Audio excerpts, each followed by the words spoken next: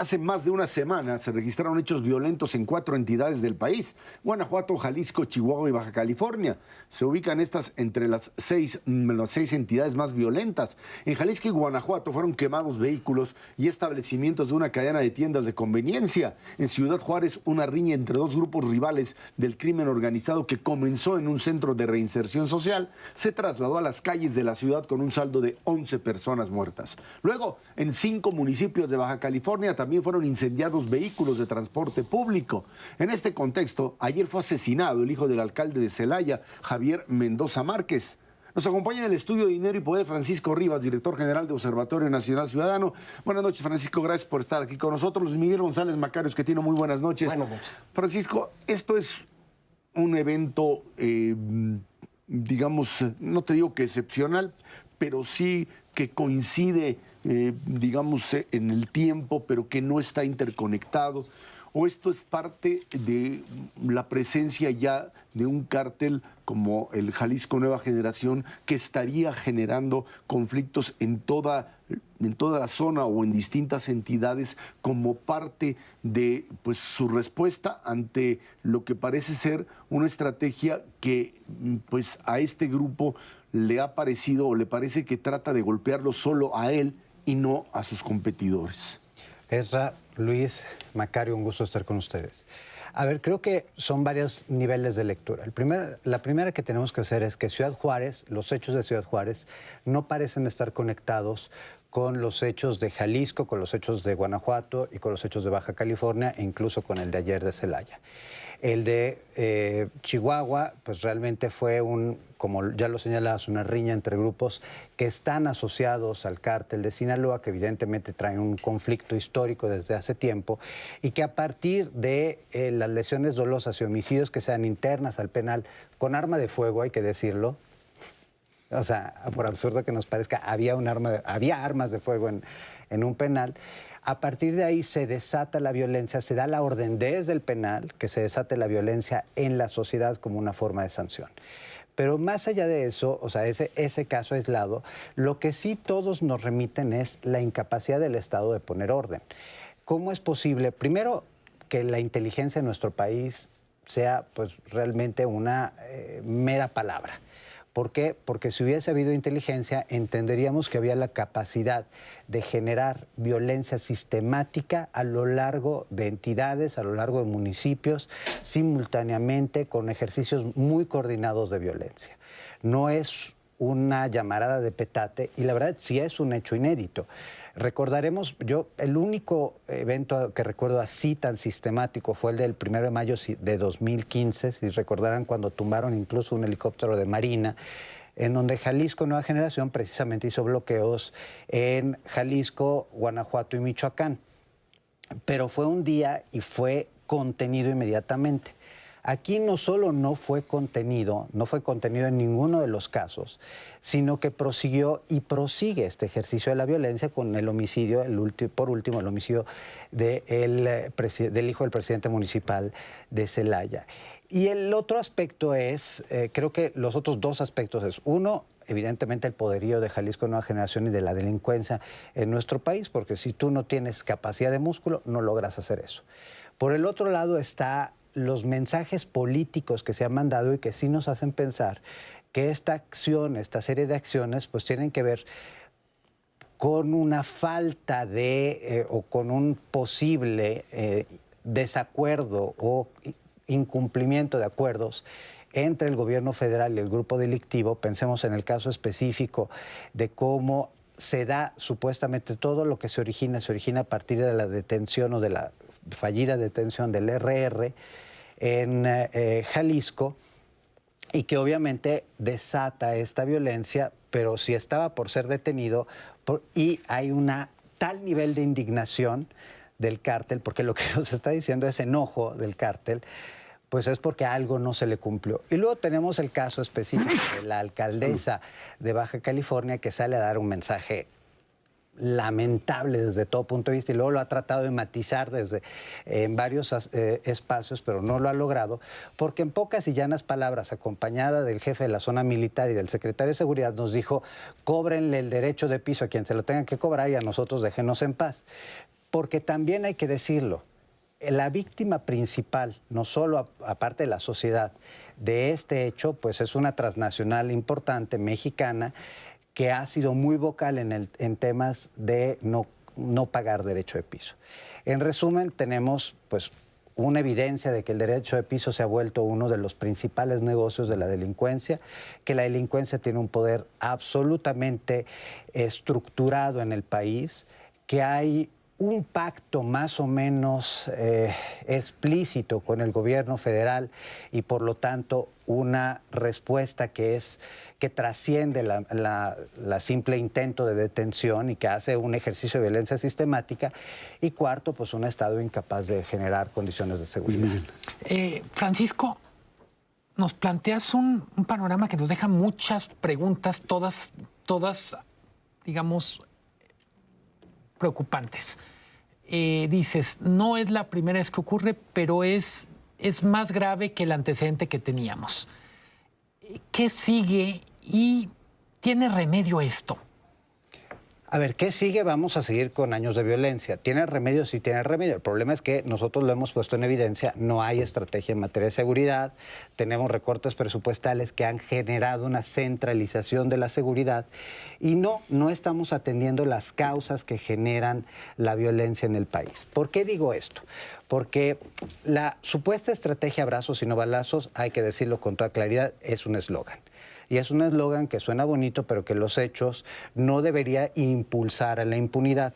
Sin embargo, si nosotros nos sentamos a hablar con militares, con la Guardia Nacional, te van a decir que tienen estrictas órdenes de no operar en acciones en donde están viendo pasar a la delincuencia organizada. Eso, pues evidentemente, sí nos habla de un problema. Porque mientras el Estado está en esta indecisión si va a actuar o no en contra de un grupo delictivo, en un hecho delictivo, la delincuencia sí está muy clara que ellos sí van a seguir actuando y que sí van a seguir generando violencia. Por el otro lado, insisto, lo que necesitaríamos es empezar a repensar qué necesitamos en el país. Y lo primero que necesitamos es construir fuerza desde lo local. Y eso significa retomar las policías locales, retomar las policías estatales, construir fiscalías confiables, capaces. Si no, pues vamos a seguir siempre con el mismo problema. Y en particular voy a hacer el caso de las fiscalías, porque ese siempre ha sido el punto más débil de todo el proceso de procuración de seguridad y procuración de justicia. El presidente nos habla que la causa es la pobreza. Eso es falso y está demostrado en todo el mundo que eso es falso. El principal elemento que genera violencia en una sociedad es la impunidad. Y hay impunidad toda vez que tú detienes a una persona, no sabes cómo detenerla, la presentas mal frente a una ministerial, el ministerial no sabe cómo tratar el caso, no tiene las fuerzas para tratar el caso, no tiene la tecnología, no tiene el tiempo, tiene 250 carpetas de investigación a su cargo, según lo que nos dice INEGI, cada Ministerio Público del país, pues obviamente ese caso termina cayéndose. Y entonces, pues volvemos a liberar a un delincuente que va a regresar y va a seguir haciendo lo que hacía y que va a incitar a otra sociedad. El segundo factor que genera violencia en un país como el nuestro es que tú no le pegues a los instrumentos que hacen que los cárteles, que los grupos delictivos sean tan poderosos. En el estudio que hicimos precisamente donde tratamos de entender qué ha pasado en materia de seguridad en los últimos 3 años, pues tenemos caídas de entre el 60 y el 80% de decomisos de todo. De dinero, de armas, de drogas, de precursores químicos, de piratería, de contrabando. O sea, le estamos dando todos los insumos a la delincuencia organizada para que sea lo más poderosa posible. Entonces, pues sí hay una solución, pero la solución pasa por definir una estrategia, considerar a todos los actores de la parte de seguridad y justicia y a partir de ahí otorgarle los recursos necesarios. Hoy, y vuelvo a hablar también del tema del gasto en seguridad, hoy estamos gastando menos que en el sexenio de Fox para el tema de seguridad. Cuando tenemos un problema 10 veces mayor, ¿qué tendríamos que hacer? Pues repensar también el gasto, porque de nada sirve, se dice que el amor en administración pública se ve en el presupuesto. Si tú hoy necesitarías muchos más policías, muchos más ministerios públicos, mucha más tecnología, mucha más inteligencia, muchas más armas, y le estás dedicando menos del 0.5% del Producto Interno Bruto a todo lo que tiene que ver con la seguridad, Pues la verdad es que no funciona, porque es cierto que el gasto está en el 1%, casi en el 1% de lo que nos dice el presupuesto de egresos de la Federación, pero más de la mitad de ese dinero se fue al Aeromuerto o a los ecocidios de Dos Bocas y del Tren Maya. O sea, no a cuestiones sustantivas de seguridad. Y otra parte importante al Ejército, y cuando entra en el Ejército, pues ya no sabemos a qué se destina. ¿Cuánto se tendría que gastar? Mira, si comparamos con Brasil y Argentina, deberíamos de andar por el 5%. Lo que gastan el promedio de países de la OCDE es el 3%. Nosotros hicimos un cálculo, y es un documento que vamos a presentar en 2 años, porque ya estamos trabajándolo desde ahorita, en cuál es realmente el costo que nos va a dejar este gobierno. Este gobierno nos dice que no nos ha endeudado, y ustedes lo saben mejor que yo, eso es falso. Pero la destrucción institucional es un costo que nos va a dejar.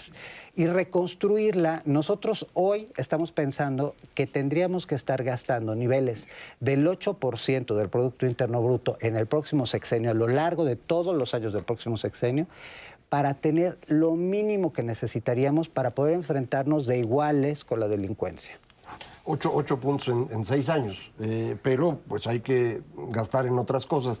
Yo creo que convendría, Francisco, tal vez tú dices, hay solución, nada más que no va a ocurrir ahorita, dado lo que nos acabas de plantear, para poder tener una solución clara, identificar bien el problema, creo que es importante. Y ahí tenemos, creo yo, 3 cosas que son relevantes. Una, celebran mucho que ya los homicidios no han crecido, pero me parece que el efecto importante de los últimos tiempos ha sido el control territorial que está perdiendo el Estado. Otro sería el primer elemento. El segundo es, tenemos 2 cárteles grandotes, además de un montón de chiquitos. Uno de esos grandotes, el más cruel y violento, que es Cártel Jalisco, está viviendo un proceso muy complejo a su interior, porque el Mencho pues ya está de salida, está enfermo, y el reemplazo no está claro, y ese es el origen del problema que hubo alrededor del RR y el APAC, que iban a negociar la salida.